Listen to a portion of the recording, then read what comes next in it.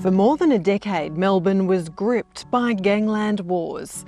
At least 27 people were gunned down outside their homes, in supermarket car parks and in front of their kids. It became apparent that the police had lost control of the situation, and so I don't think that anybody is going to deny that the police needed to take a strong stance. Their secret weapon was Nicola Gobbo, an underworld lawyer and police informant.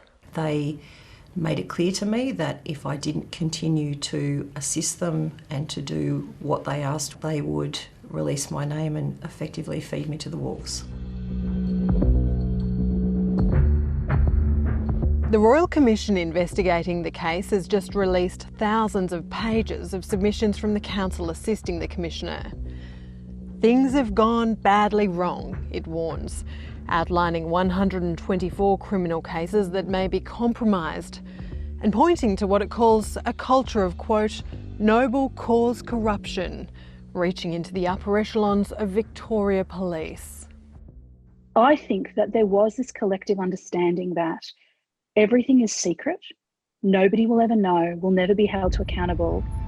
Victoria Police has issued a statement acknowledging what it did was, quote, profoundly wrong, and apologising to the courts and community for the breach of trust.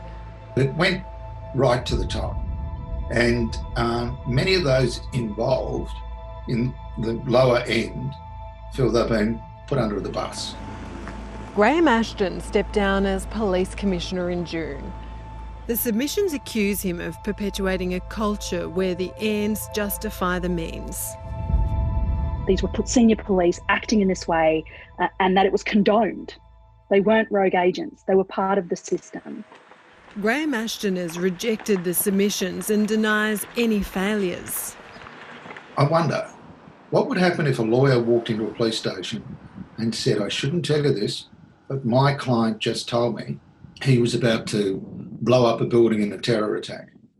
Would the police say, sir, I can't possibly take that information from you because it's a breach of your duty?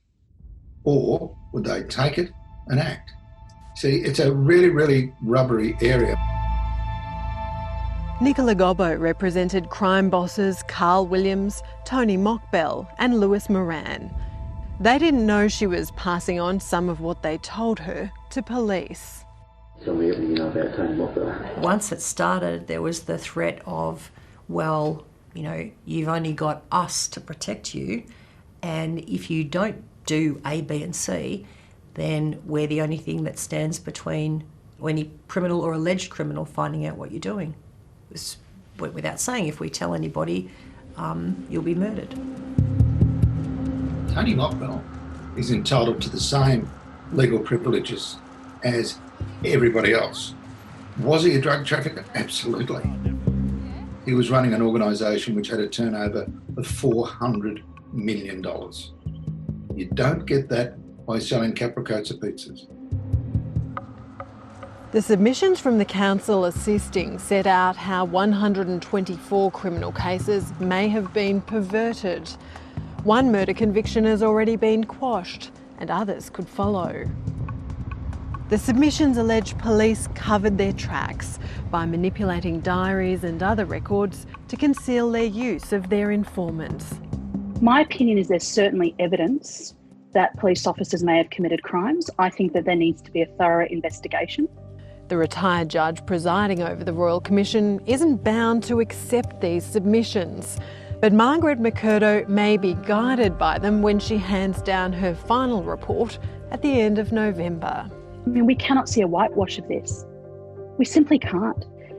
The evidence that has come out of the Royal Commission is gobsmacking.